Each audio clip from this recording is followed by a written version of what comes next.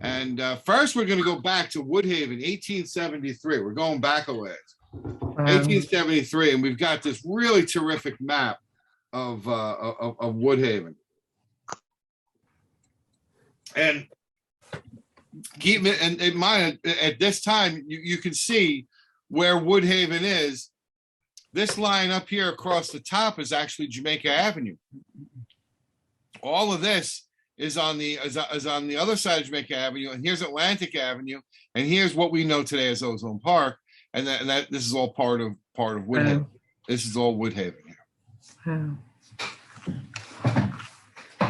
And some roads, some landmarks, just so you can recognize them. Even if you go back to maps even much before this, you'll be able to see Jamaica Avenue, Atlantic Avenue, and Woodhaven Boulevard. These were trails. These were paths that people took, and they developed into the roads that we have today, to this very day. That gives you an idea. You can see Jamaica Avenue. You can see where we are when we're looking at Woodhaven here, and within Woodhaven, at this time we're looking at, because what we're looking at is a period in time that's very, very interesting. It's where we're going to be looking at a time where Woodhaven goes from this, what we're looking at, to more of what we recognize as being Woodhaven. And at this time, Woodhaven is this big area, but you've got sections. You've got sections of Woodhaven. Over there in the top left, you've got Union Course, and that takes the name with the Union Course racetrack. It shares the name there. That's that section of Woodhaven. Ozone Park is on the other side of Atlantic Avenue. It's the Ozone Park section of Woodhaven. And over there in the top right, you've got Brooklyn Manor. And that shared a name with a station. So you had these different sections of Woodhaven, and these weren't the only ones. There were bunches more. There was Eldert Park, Simpson Park, Wyckoff Park, Napier Park, Columbia Park, and there's a few more. These were all different locales and sections of Woodhaven. And it did help first of all, it was done a lot by real estates, but it did help in certain ways, because as you'll see, once we start looking at the streets, it's very hard. If you're new to the area, it's very hard to know where anything is. But if you have different areas, at least you can tell someone, yeah, I live in Napier Park, and they have an idea of where you live. So there's our map at this time. And even though you see, especially up here, you see a lot of boxes and stuff and numbers, these look like they've just been subdivided. It doesn't look like anything is here yet, because usually you see the structures. It just looks like we're still in an area here where there's a lot of empty land. How much empty land? I mean, this is what we're looking at in terms of absolute empty land. And in there's a lot more places that are probably really empty land at this time. It's just, I wasn't sure, but this just gives you an idea that we have huge sections of Woodhaven that has not really been laid out even or built. And then you've got also, coming up at some point, the racetrack. That's a good section. This is 1873, a good section of Woodhaven that is pretty much just open field, and probably a lot more than what we're seeing here. And when you look close, this is a fantastic map, by the way, 1873. When you look close, you can see it shows the structures, the houses. John Napier Estate. This is that first block. Yeah, this is where. Excuse me, Louise. Can you mute yourself? Sorry. Thank you. Sorry. When you're looking at this, you can see this is Flushing Avenue. This is what is now known as Woodhaven Boulevard, and Pitkin Place right here, 91st Avenue, and you have Vanderveer Place. You've got a lot of named streets. This one right here. This is also, you'll see the names on the property. That's the landowners. This landowner right here is John B. Napier. We could do a whole thing on the Napier family. They were very involved with St. Matthew's Church. If you ever go by St. Matthew's Church on 96th Street and you see that nice, big, impressive tower, that's called the Napier Tower, and it's after him and his sister. So you've got John Napier. That's his land right there, and the street right there is Napier Place. Over here we have the Vanderveer farm, and it's on Vanderveer Place. So a lot of these names were locales of where certain people lived. And you'll see a lot of these names And forgive me, genealogy is not my strong suit at all. There's people who are wonderful at it. I am not one. I'm not one of those people. But you have, you see Van de Veers, Van Sicklins, and Drews, and you see a lot of these names, and a lot of them are buried right here in Woodhaven. A lot of members of these families. This is the cemetery on 96th Street with all the old tombstone. The lots over there in the back, on the right back there, that whole section. There's quite a few lots back there. It's very interesting. I don't know how many have ever been to this cemetery, No. but it is really interesting to walk through there.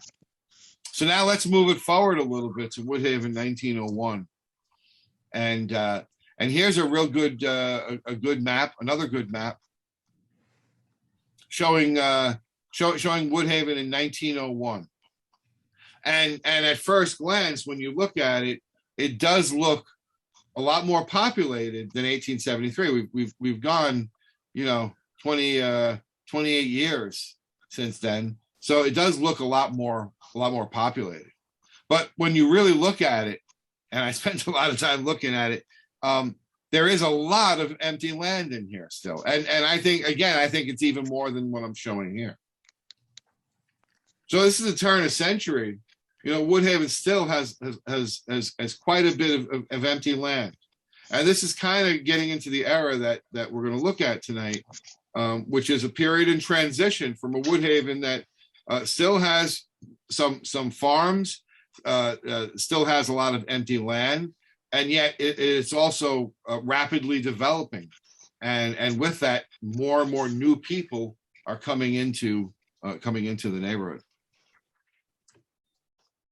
This little section down here on the right, I pulled this section out as an example of one of these green spots that is empty land, to give you a look at this.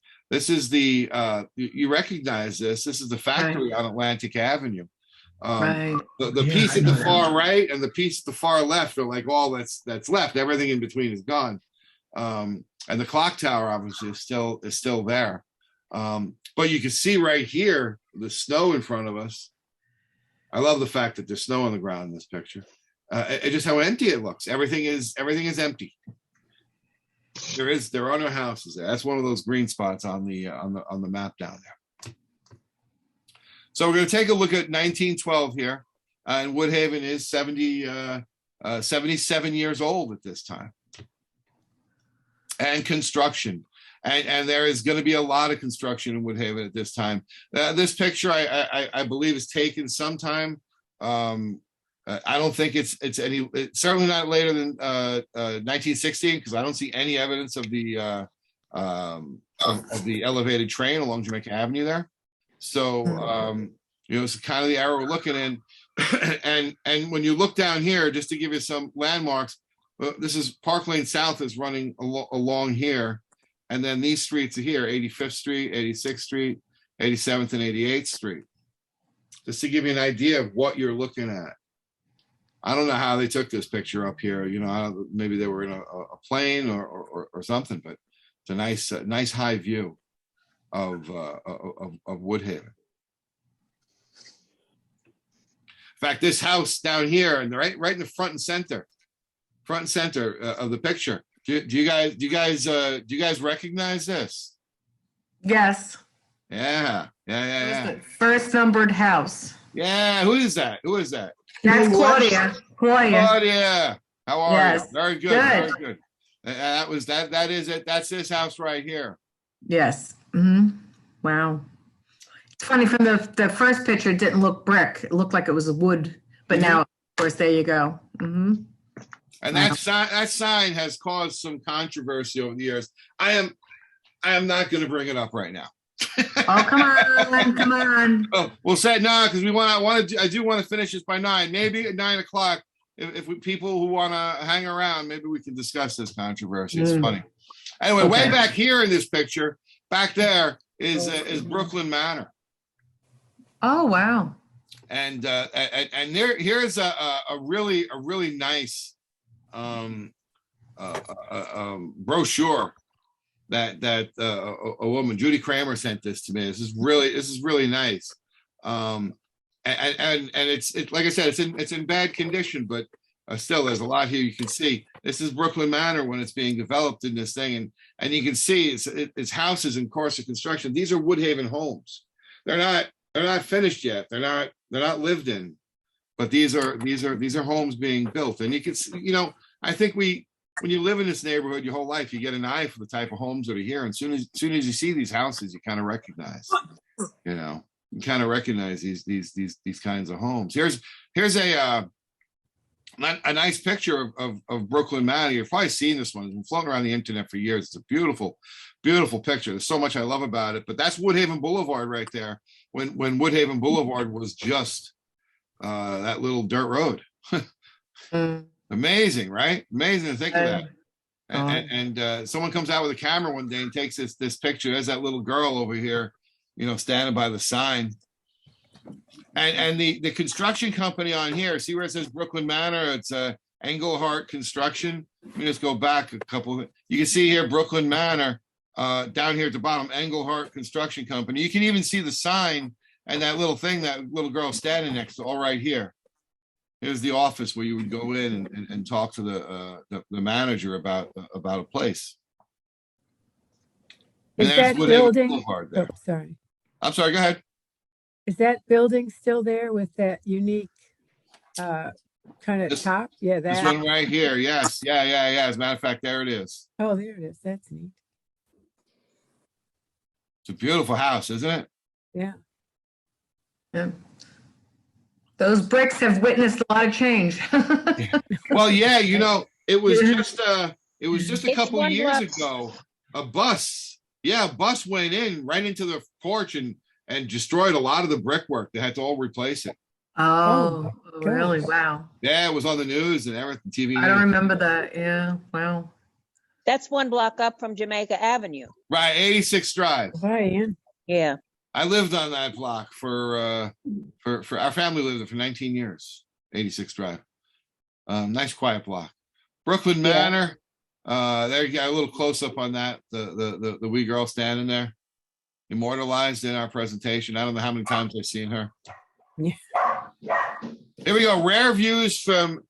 I've been practicing this. I went on YouTube and looked up the pronunciation, but I think they're giving me an Italian. Get out of the street. Get out of the avenue. Right. Yeah, but they probably all called it Girardi Avenue.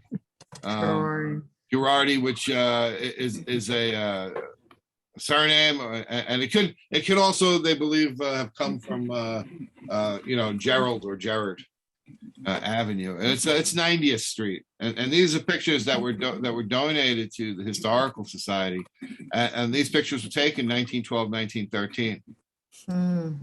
Wow. Beautiful dress that lady has on. Yeah. That was 90th Street? Yes. Thank you. And I lived on 89th. Ocean View Avenue. I've got a lot of good shots of 89. There's those same houses along the road. Very, very, very distinctive. Yeah.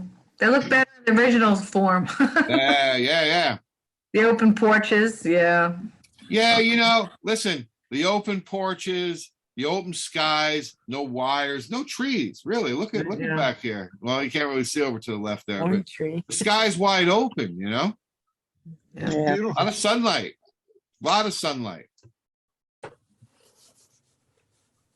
Out playing in front of their house in the street. You can see the street's just dirt. In the dirt. Yeah. Now this is one of those moments that's gonna, just really drive a lot of this home. This is also was donated to us, and these were the people who lived on Girardi Avenue on 90th Street. And the little girl Eleanor, it's her 6th birthday. This is Eleanor here looking in the camera. And that's her there. So it's her 6th birthday, and they had a party there, and they had a camera, and they took some pictures. It got written up in the paper, and all those years they kept that clipping. taped to the photograph. This is a great picture. Look at this. This is 90th Street. This is across the street from their house, looking east. Oh, wow.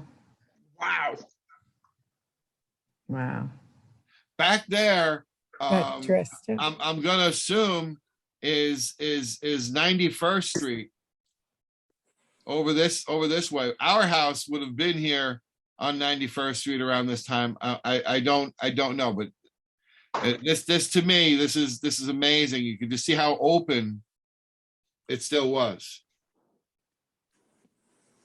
And if you look at this photo, this would be a nice one to get colorized because you can see the American flag here There's in a the tree. flag. There's a flag down here. It must have been a but it's a really, really nice picture. They got like plates in their hands. Looks like they're eating cake. Yeah. Or And their then birthday cake. cone hats, they have those rings around there, like little wreaths. Yeah. Yeah. Sweet. Very sweet. Yeah, so this is 1913 is when this picture was taken. And again, this is on the back of the picture. It says across the street from their house Wow. on 90th Street. Wow. But that's what we were seeing in the map, right? Mhm. So at this time, when you're looking in the leader, there's lots of carpenters, there's lots of builders, because buildings are going up. Awnings. Remember we were talking, there's no trees, it's not a lot of sun, right? Awnings. Look at this postcard, Diamond Avenue, today 98. Mhm. Every Wow. house has an awning, right? Yeah, So the pretty. trees are young. They haven't Yeah. been able to shade it much. Well, yeah, without those shades, you're gonna get sun. Your house is gonna be really hot in the summertime. No AC. Yeah, right. Yeah, it's gonna be really bad.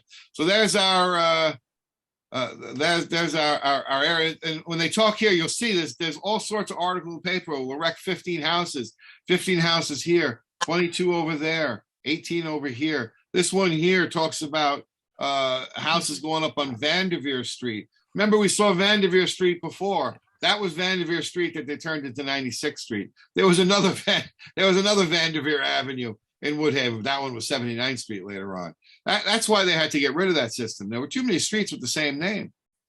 Hmm. So Vanderveer Street, 79th Street, Shipley Street, 85th Drive, Lott Avenue, 76th Street. This is still a Woodhaven with the old names.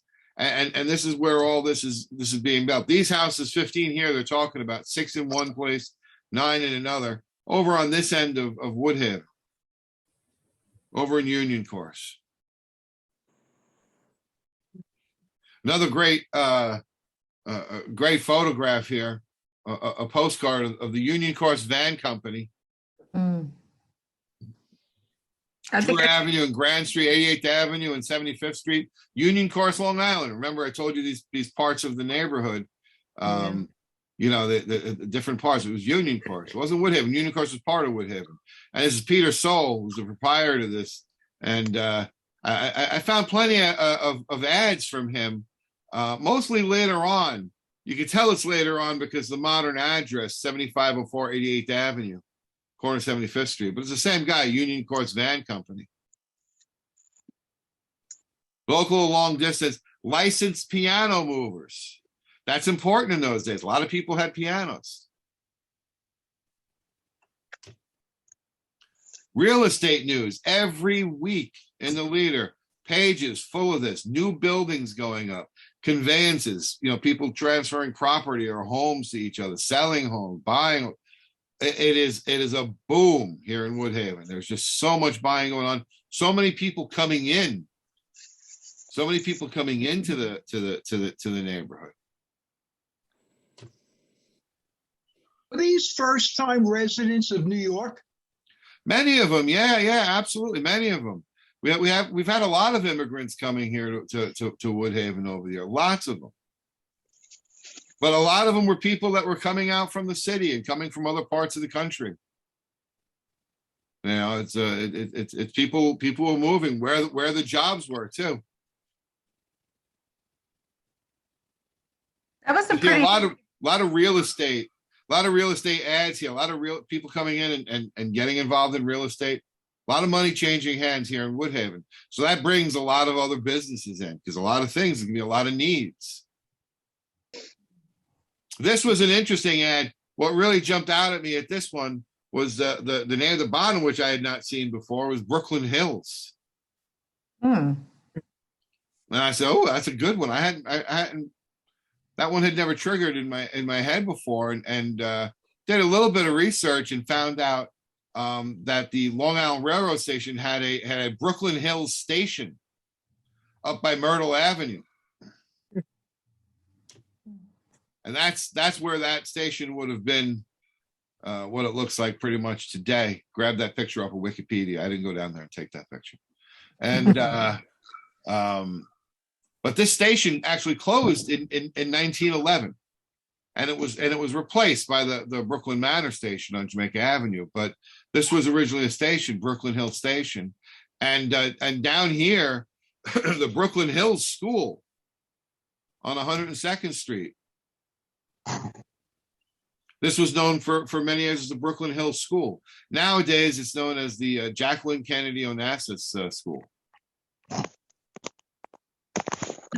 Yeah, 66 on 102nd Street. Yeah, do you think maybe it was closer more by the Crescent Building, the train station? Because that's like down in the valley there. Oh. I don't know. On the Wikipedia page for Brooklyn Hills Station, that's the picture they have. Oh, really? Yeah. That's where I went to elementary school. Oh, over here? 6 on 102nd. Yep. It's a beautiful school. Yes, it was. Still is, I gather. Commerce. So here's a good one. The Woodhaven Bank. And this is a bank that goes back a long ways. Before the era we're looking at here. 1912. This is before that. It's been around for a long time, but here it is in 1912, still around, still very popular. There's the president of the company, William F. Wyckoff. He's the president of the Woodhaven Bank. And we've shown this picture before, a beautiful old building there, the Woodhaven Bank and Post Office. And that's the building today. Beautiful. Beautiful. What street is that on? That is on, I think it's 93rd Street and 95th Avenue. It's right behind, right over behind Stop and Shop, where On Atlantic, yeah. by where the Wee Pub is on 95th Avenue. Yeah. Thank you. And you can see the name in the postcard or the name of the picture below. William Wyckoff, descendant of this way. I'm just breezing through, but basically the point, this is from the Brooklyn Historical Society, they made here is that they've got the Wyckoffs got a huge web of people. I mean, it's a big, big family. It's a big, big family. And I came across this picture here from 1912. This is the Woodhaven Post Office. There's our post office, the carriers in I have up there 1812. I don't know what I was thinking that day, 1912. But that's them, and that's where the post office was. You see a postcard up there. It's not only the bank, but see at the top there, Woodhaven Bank and Post Office. So looking at that picture, I took a look at the postcard at the front of the place there, and possibly down here is where they were standing when they were getting that picture taken.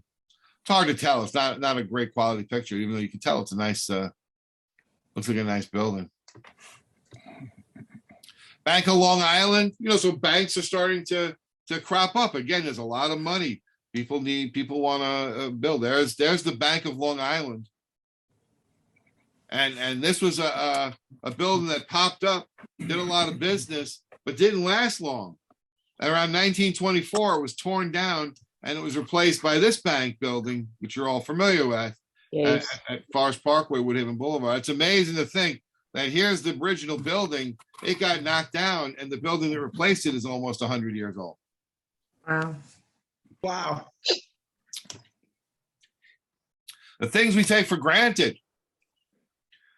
This is what the Leader Observer was great at, was giving a voice to people, to letters to the editor. And here was one person talking about all the cesspools in our community and the poor sewage.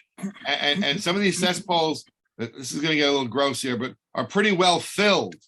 And they're the breeding places of millions or billions of typhoid bacilli. And every man who takes pride in his garden and digs anywhere near where his cesspool is located will uncover millions of typhoid germs. Talks about 70,000 people die in the United States from typhoid fever.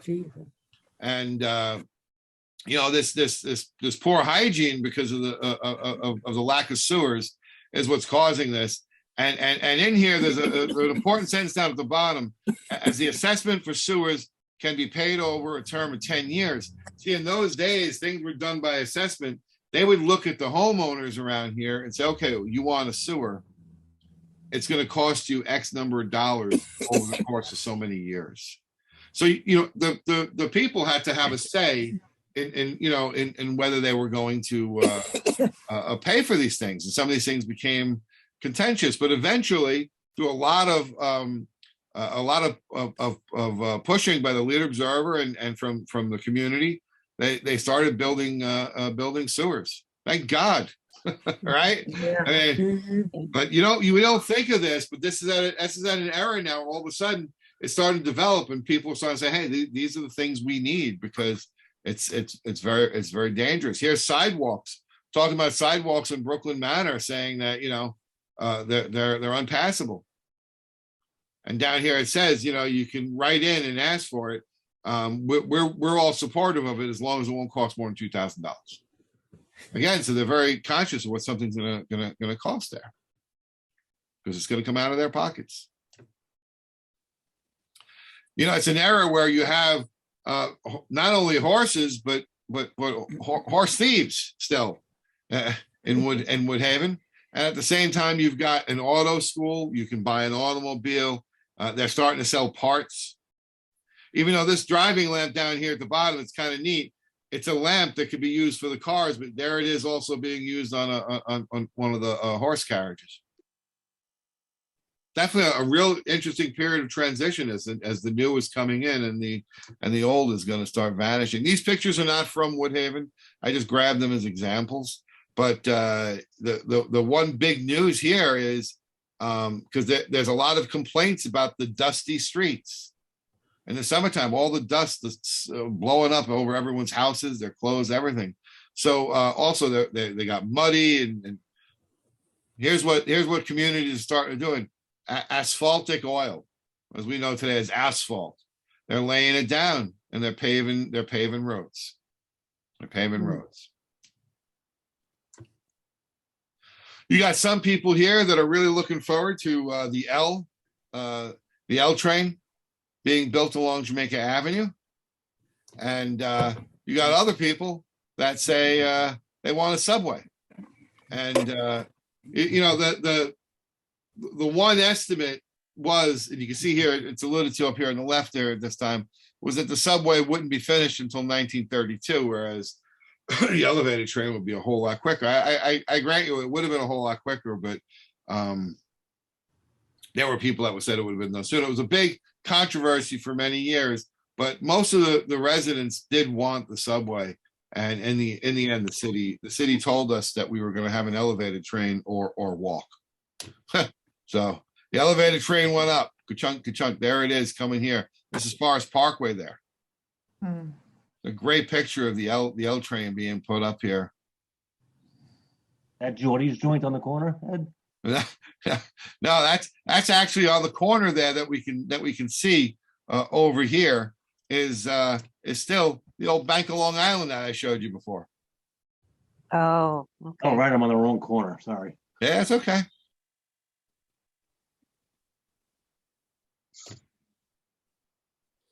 It's an era where they're starting to say, hey, we need, the FDNY is establishing itself, and they're going to be phasing out the volunteer firefighters. And I didn't go down the path of doing this. That would be a really good one to look at some night. It's just the firehouses and the volunteers. But these are free firehouses that they're talking about. at Benedict Avenue and 5th Street, at Belmont and Hatch Avenue, and Freedom and Jamaica Avenue. And those three at 87th and 89th, that's the 87th Street station. Belmont and Hatch was 103rd Avenue, 97th Street, in Ozone Park, and Freedom and Jamaica Avenue, 102nd Street, Jamaica Avenue. The ones that went built up in those areas are still around today. So we're starting to see the Woodhaven that we know is starting to be built. This is an interesting thing here for people that like the fire alarm boxes. This is where the fire alarm boxes were. I didn't go and translate all these names. A lot of them we know off the top of our heads, but they've got a lot of fire alarm boxes around the neighborhood. With the street names, there's a site here, Steve Morris. I'll send it out in the next email. But it has tables where you can go and look up the old names and see what the new names were. They also have one where you can go the opposite way, but this is the one I use most. Woodhaven was also a dangerous place to live. It was modern. It was modernizing, but it was not modernized yet. See a lot of ads for midwives, and you also see a lot of people dropping dead. That's the way they just phrase it too. So and so dropped dead. Hey, drop dead. Sounds weird. It's constant. There's like one or two in every issue. You know, I mean, people really are dropping dead all over the place. You know what, Ed? My grandfather dropped dead in Woodhaven, just like that. And when they told my grandmother, she swooned into a stroke, and she died 3 hours later. So yeah, people can just drop dead. Drop dead. Yeah. Wow. Yeah. Matter of fact, they were waked together at Shallon's funeral parlor on Jamaica Avenue. Oh my And we have a picture of them catty-cornered together in the same room. Oh, God bless them. Yeah. So that stuff does happen. And now here we have the. I'd just like to make a comment. Hey, John. We're reading the Poisoner's Handbook at the Reading Club, and until 1918, the coroner could be anybody, and they didn't even put sometimes cause of death on the death certificate. They were political favorites. Oh, it was not a professional job. So some guy just maybe even sober when he's doing it. All during like the 1890s and the early 1900s. In the old article, I used to see him in the Brooklyn Eagle. Woodhaven's #1 coroner was Coroner Nutt, N-U-T-T. He was our coroner. So here we have now the mixture of modern and new and old, and we have the dangers of the mixture here. Truck kills a little girl. A truck crushes life out of child. Woman killed by trolley on Jamaica Avenue. Thrown stone accidentally kills a child. Tooth pulling.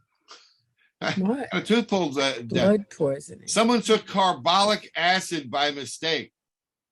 They thought it was in the dark. Cough medicine. They were reaching for cough medicine, and instead they took the carbolic acid. Whew. Why would you put that next to, why would you put those next to each other? I don't know. Horse, it's not even safe for horses. Horse killed on his way to a fire, and then found dead in the golf clubhouse. People were dying quite frequently. When we used to go to the cemetery, a lot of the people buried in there died very young. So that was kind of depressing. So let's cheer ourselves up by doing a little shopping. All right, there we go. Garner Brothers, I love this place. Tell you why I love this place. We got two Gurners, and we got photographs of each of their locations. This one here at Jamaica Avenue and Shaw Avenue. And there we go, Shaw Avenue. Look at this close-up of these people coming out to get their picture taken. I don't know, that guy there with the white shirt and the mustache. You can always look at him and the other guy looks like they're smiling a little bit. They're coming out and they're looking at this. So this is Shaw Avenue. Shaw Avenue is 80th Street, south of Jamaica. When you go to the other side towards the park, it's Leggett Avenue, because they don't really match up. They had different names, but they just gave them both 80th Street. So this is 80th Street. Back around this time, and here it is Google Street View, you can see it says there Jamaica Avenue, and of that same location today. The pharmacy. That is right, like Caddy Corner, right across from Jordy's. And they also had a second location in Jamaica and Columbia Avenue. And here we are looking west from Columbia Avenue. And there's Gurner's 5 and 10 over there on the right. And you can get a better look at the store in this one. You know, you can see pots and pans, like little, I guess, teapots and plates and dishes.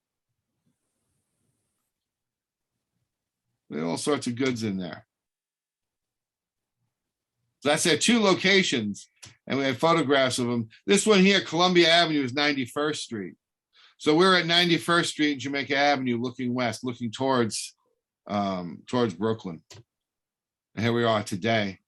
You know, Jason's is over there on the right, or used to be. You know, you're familiar with the area. Lofts used to be on that corner. Right, Lofts, yes. And halfway down that block was Phil's Cheese and Cold Cuts, a delicatessen. I worked there for, It was nice, yeah. I worked there for a number of years. Let's continue to go shopping. Femmel, this is an interesting story. Femmel, he was one of the early stores in Woodhaven, and he was in the corner of Columbia Avenue where we just were. You can see there's Columbia. He's down there at the bottom of Columbia Avenue. That's 91st Street. But he's on the other corner, and he's not there long. He moves to 111th Street in Jamaica, and he's there for years. He's there for decades. He's replaced by Schaff and Dry Goods, and he's replaced by J. Friedman's. The only reason I go through this is so I can at least show you the building where Femmel's was, and it's a building that goes back, you know, before 1912. The beautiful old building. This is when it was J. Friedman's. You know, again, the awnings. Even up on the second floor, there's no J train to block out the sun. And this is about Freeman. Anyway, this is it in later years. That same store that Femmel was in, and this is when Woolworths was on the corner in the 40s. And then it's getting them later years, is Shoppers Corner and McDonald's. That's the red McDonald's. Now it's the black McDonald's. That's the new look. But that was, again, that in 1912, that was a furniture store. Is that the same place that the carpet place was, Shankin? Yes, Shankin and Dan Reeves was there for you. That place had so many different tenants over the years, interesting ones. Frank A. Samuels, you know, this one here. First of all, location is good. Jamaica Avenue at the corner of Woodhaven Avenue. But the ad itself is pretty lousy because it doesn't. I don't know if it tells you what they actually sell. This is the logo. The shop where you will eventually buy. Yeah. Pleasant surroundings. Yeah, good values and right prices mean satisfaction. Courteous attention and pleasant surroundings assure contentment. Satisfaction and contentment equal success. Business is good with us. What's the answer? Woodhaven's quality shop where you will eventually buy. What the heck? Doesn't say. And you know what? That makes you want to go to the store, right? What the heck is this guy? What the heck is this guy selling? At the corner of Jamaica and Woodhaven. You remember, you know, we talked about Woodhaven Boulevard, and if they're talking, this is the map you got to remember at that time, 1901. If you're talking about at the corner of Woodhaven and Jamaica, there's 4 corners there, right? And right there is how wide Woodhaven Boulevard is at that time, 50 feet. I went and did a little measuring online at Jamaica Avenue there. It's currently 205 feet. That's how much they expanded it. So basically anything in this red zone got wiped out.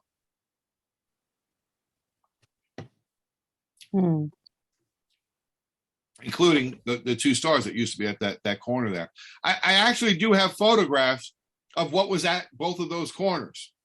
That's the one. We looked at this one. We've looked at this Yeah. one before. You can A see long over time there on ago. the right, there's a store. Mhm.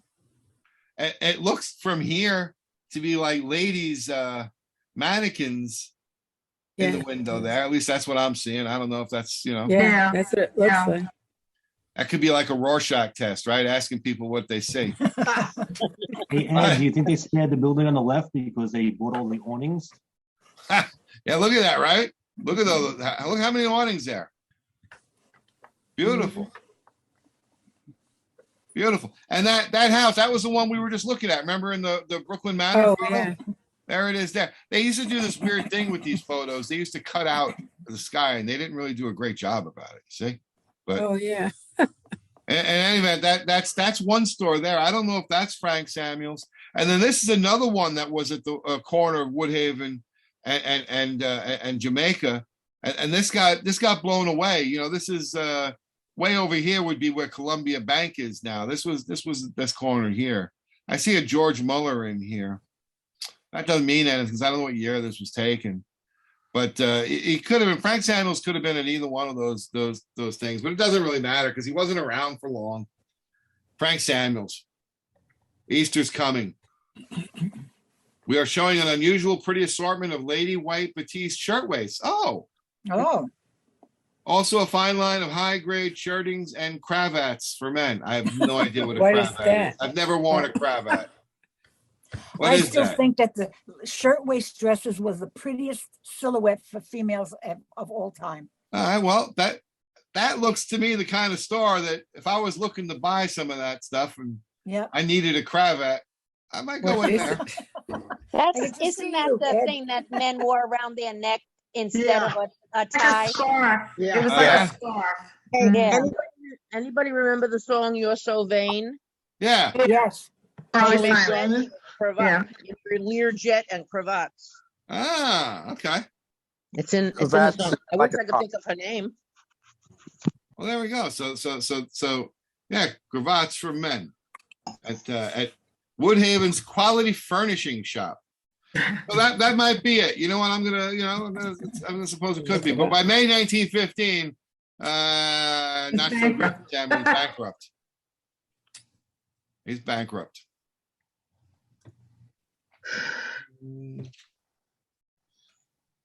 All right. You know, I need some help on this one because Hygienic Ice Company. yeah. Well, first of all, again, think of the era that we're in. I'm texting my wife something here. Hold on.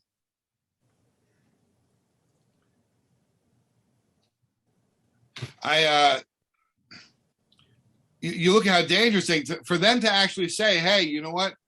You got none of the impurities here. This is very hygienic. You know, that means that ice might not have always been so hygienic, right? Right. So this is ice purity at Jamaica Avenue and Centers Avenue at Union Course, Long Island there. And there's a picture of the place in the 40s. This is 75th Street. Yeah. And you know, I remember someone a while ago telling me they worked in there because they used to get ice in there. And That was at 76th Street, actually. Did you say is it 76th Street? Yeah, going Yeah, down. it's right up the block from where I live. Yeah. Okay, yeah, 76. It's a nice house. Mm-hmm. And that's the old ice house there. Wow. There you go. Yeah. Ed, when I was a kid, they had a horse-drawn wagon delivering ice blocks to our house Yeah. on 89th Street.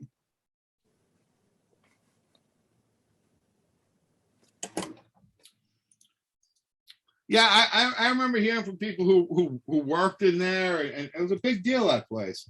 But the funny thing is, I went and looked online and couldn't find I couldn't find any ads for anything that was there. Mm.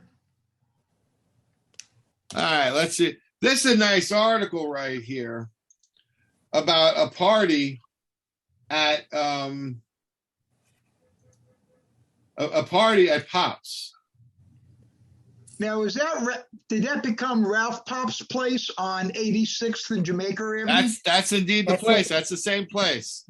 Andrew Pop Association held. They were calling it. I saw this phrase used a lot in the 1912 ads about Pops or the articles. Pop's Palm Garden, but it was Jamaica Avenue and Ferry Street. That's the current location. But Did they have a garden in the back, Ed? I don't know. Oh. I don't know. Maybe it was outside dining. You know. I remember sleigh riding down from Forest Park on 86th Street and ending up at Pop's for hot chocolate. Oh wow! Yeah. And there we have there we have Pops on the left. Thank you. Then we have Pops on the left, Pops Cafe, with a great shot of the trolley cars on Jamaica Avenue, and a good look at just how open the sky is. Yeah. Yeah, looking west. Yeah.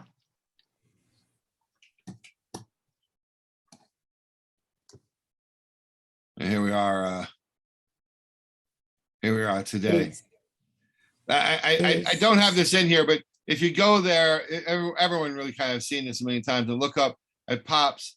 If you look up here on the wall, you'll see the South Ferry Street sign still sitting there. The old street sign on the thing there. That's really nice. I would love to see us somehow return those names just like that to the side of the buildings up there. That would be interesting, you know. Let's go get our hair done. Listen, I'm going to tell you guys right now.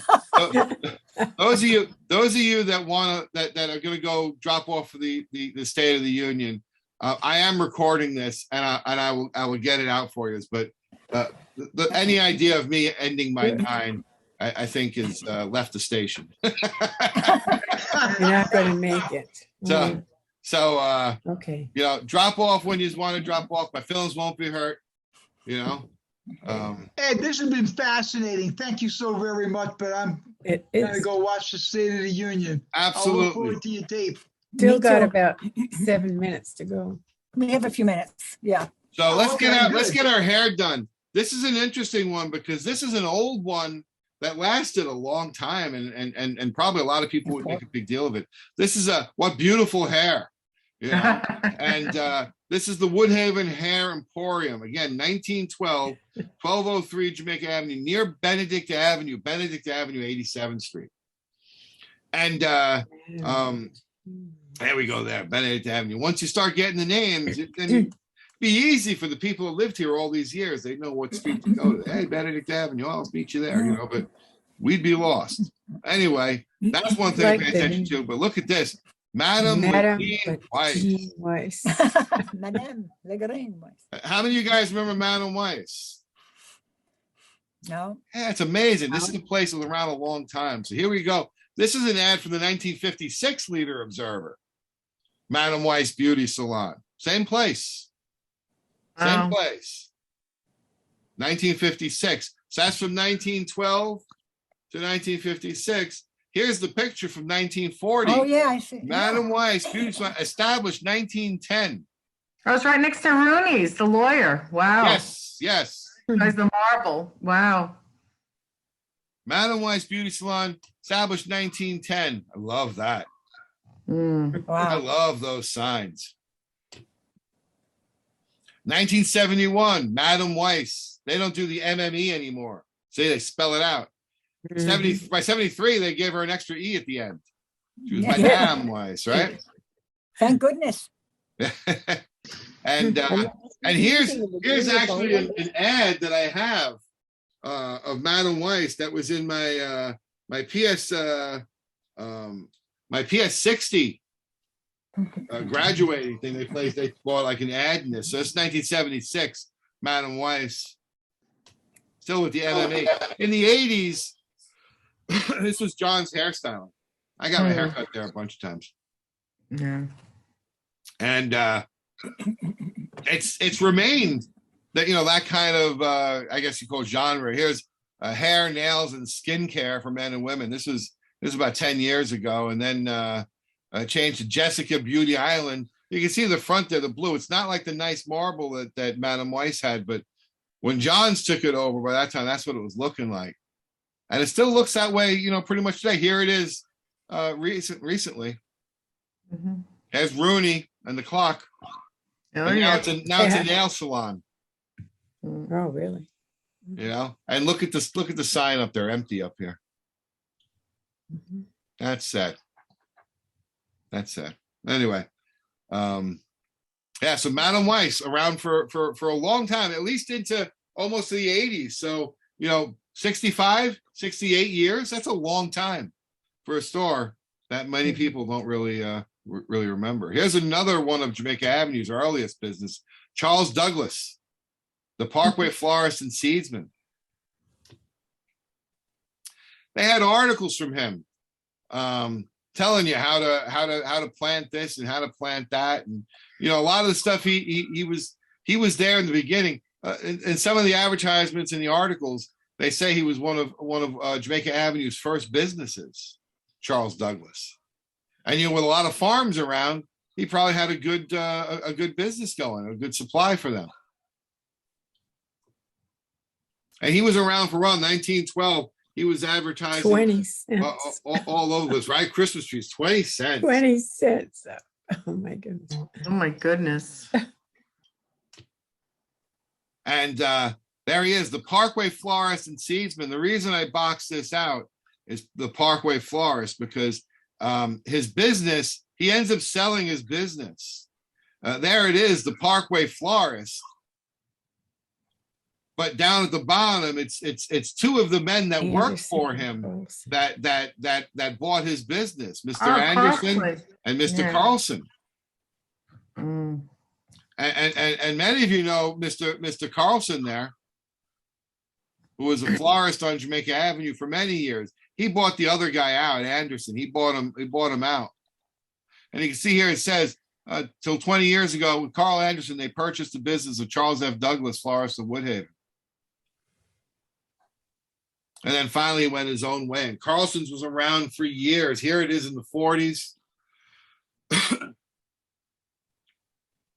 The interesting thing about this picture is the reflection in the glass. You can see a house that was across there on Jamaica Avenue. Yeah. I've got pictures of that house, but just interesting. I didn't notice it until now that you can actually see it in the reflection. I just grabbed it and threw it there really quick. This is later on, Carlson's Flowers. This was a popular florist for many years. This is 1967 when Carlson's made it to its 50th. Now it had been sold from the Carlson family to another other florist, but you know, stretching back from Douglas through Carlson to these owners, you had a very, very long running business there. There it is in the 80s. Mm. I don't know when it really stopped being Carlson's, but it had to have gone into the 90s at least. Because I remember we used to use it. That was whenever there was whenever we had to send flowers. He was such a nice man. He died very young. He died fairly young. He was only like 60 years old, 61. Oh. Suddenly of a heart attack, and I can't remember if Jeannie from Mundello's, if she was on, she would know his name. She used to buy flowers there all the time. But yeah, it was very sad. He died, like, I remember it was around Halloween. He dropped dead of a heart attack, and he wasn't old at all. He wasn't even 65. What, the man who bought it from the Carlsons? Yeah. I can still see. He looked a little bit like Johnny Carson in a way. He almost looked like Johnny Carson, yeah, one of the owners. You know, I don't know if he was the sole owner or not, but he was definitely owners. It was definitely a quality place. Yeah. And you know, a couple years, this is probably about 10, 12 years ago. This florist had opened up there. It was Carson Florist. And a lot of people thought it was Carlson's comeback, but it wasn't. I mean, it's a nice try. But anyway, stretching from Douglas to Carlson's, again, businesses that really were there as Woodhaven did the transition. Let's go to the movies. You're not going to see any pictures of movie theaters in here. This is Manor Theater. We've seen this one. This is over by 96th Street in Jamaica. And you know what? I was kind of, we've seen the movie theaters before, so I wasn't really paying much attention to it. But here's the Parkway Theater, and this is the one that's across from Scuturo's. It was the old warehouse for Lewis and Woodhaven. Now I think it's Dwayne Reed. That was a theater? I'm sorry. Wow. Yeah, That it was a theater. Wow. It was a theater. And and here's the Parkway Theater. You know, big special. You see Great Bison, 2 reel feature, War on the Plains, and there it is.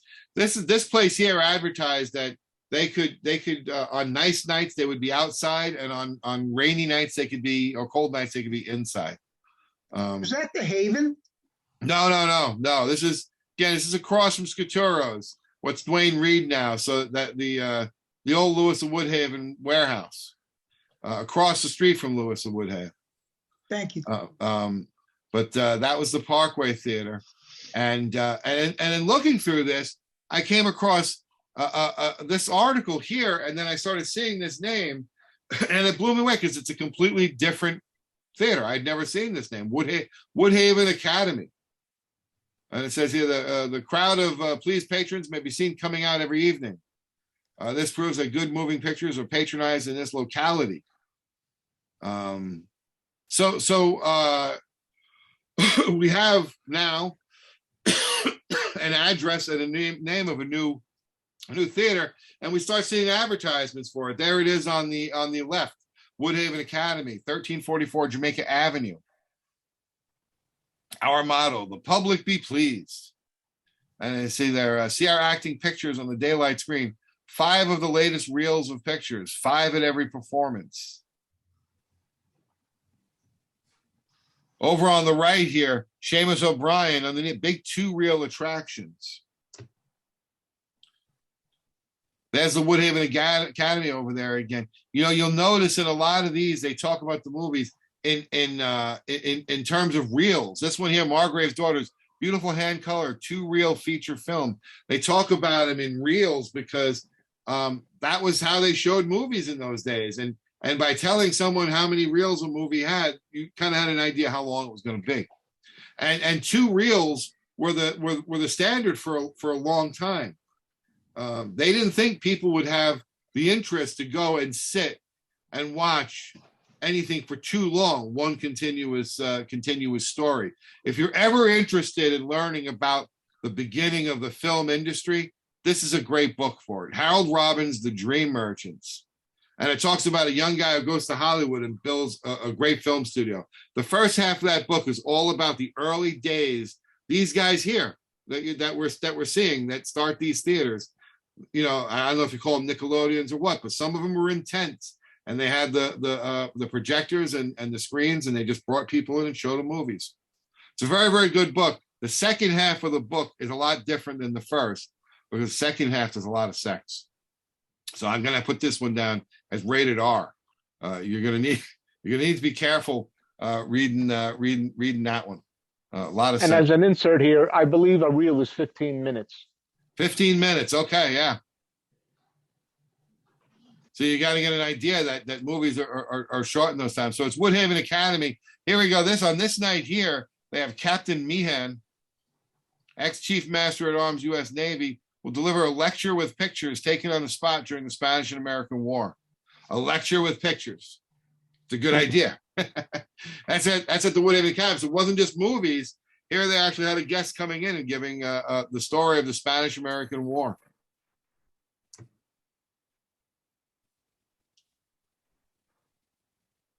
They were advertised for a while, but then they changed their name. They were under new management. They changed their name. They became the Columbia. And now we're getting a little idea of the location, 1344 Jamaica Avenue, near Woodhaven Avenue. The Columbia, admission 5 cents. And by 1914, it had changed its name again to the Woodhaven Theater, 1344 Jamaica Avenue, near Woodhaven Avenue. That's as close as I've gotten to finding out exactly where it is. I punched in that address and didn't come up with anything else. I was hoping to find something, but haven't given up yet. But right now we know it's somewhere around Woodhaven. And being this one took the name the Columbia, I'm wondering if it was kind of on this side. I'm saying this side, like you know where I am, but closer to Columbia, Columbia Avenue. And now we come to this part here. This is these are supposed to be eyes, by the way. Uh-huh. The Leader Observer, the eyes of Woodhaven. So I just wanted to do something different. So when I went to the site where they have the archives, I just went back. I just went to the very first file that they had, and said, well, I'm just going to start from here and start going forward. So the first one I pulled up was a Leader Observer from like November 1912. That was the earliest file they had. So I kept on going through it, November, December. I got to the end of December 1912, and when I went to the next file, it went back to January of 1912. So it was out of order. I wasn't expecting that. What I came across was the very first issue of the Leader Observer. And this is on the masthead, that right there on the front page, announcing this merge, creating this brand new newspaper. And what it was you had two newspapers. You had the Leader, which was established in Woodhaven, 1909, and then you had the Observer in Richmond Hill. The Observer was more of a political paper, but for the Republican Party in Queens at that time. But they ended up switching over to the Flushing Times.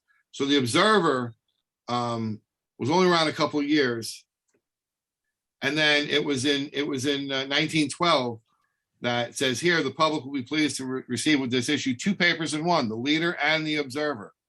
The rapidity which the Leader has forged to the front is a wonder of the business community. So basically, you had these two newspapers, the Leader and the Observer, and they both been around a couple of years, and they ended up combining into the one newspaper, which is where the name comes from, the Leader-Observer. And it's a wonderful paper when you look at these early issues and you see the amount of stories in here. I mean, it's just chock full of information. For 1 cent. Yeah. Yeah. And it was big news all around. And you had two editors. Let me come back here to this guy here. It says here, Ball and Conway Publishers. So the Leader was owned by a man named Alfred J. Ball. And the Observer was named by a guy named D.F. Conway.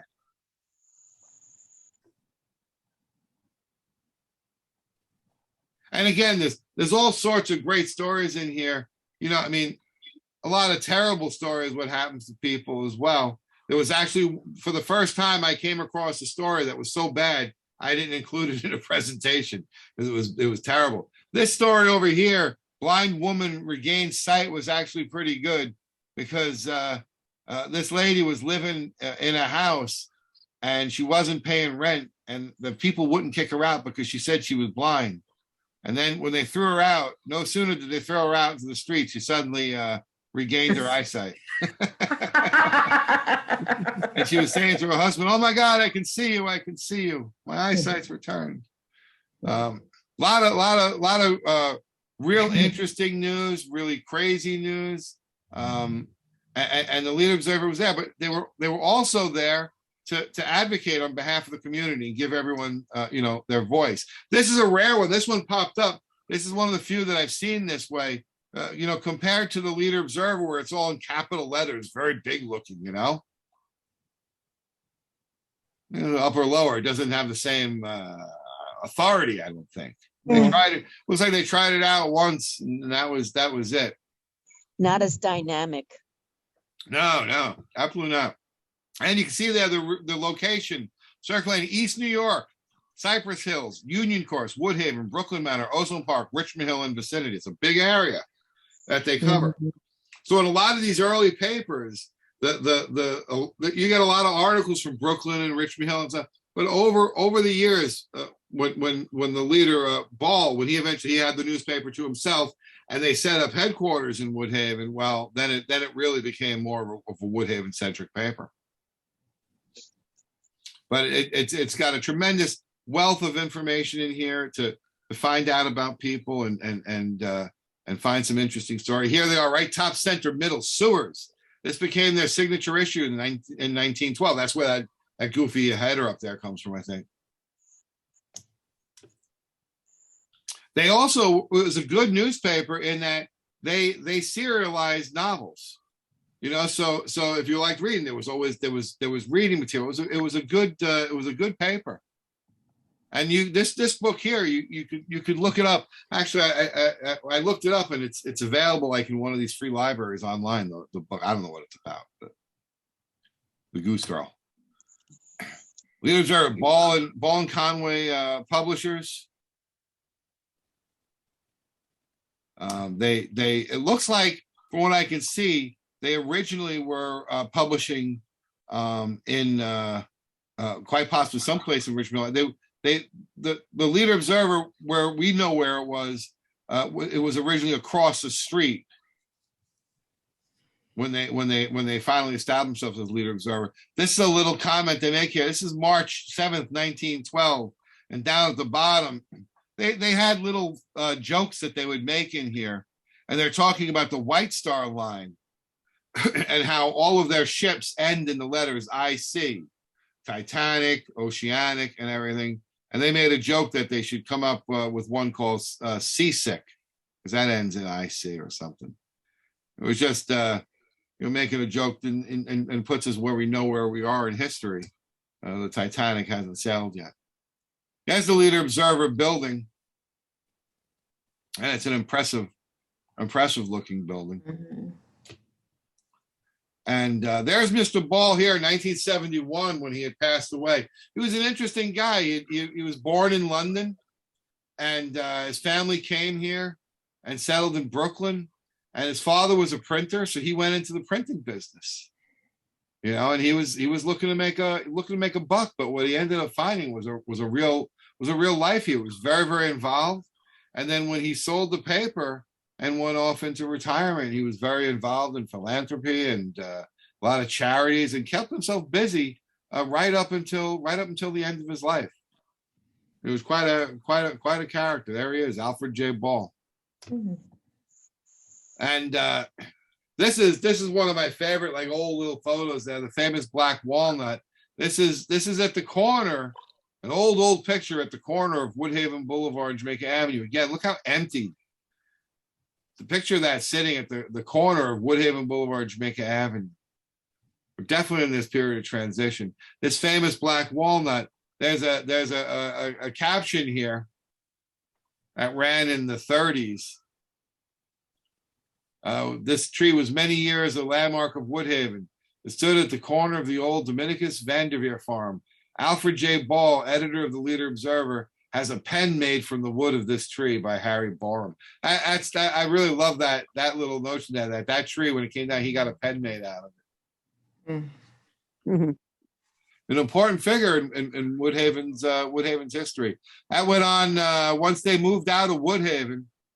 The Leader Observer, that went to became LJ Drugs.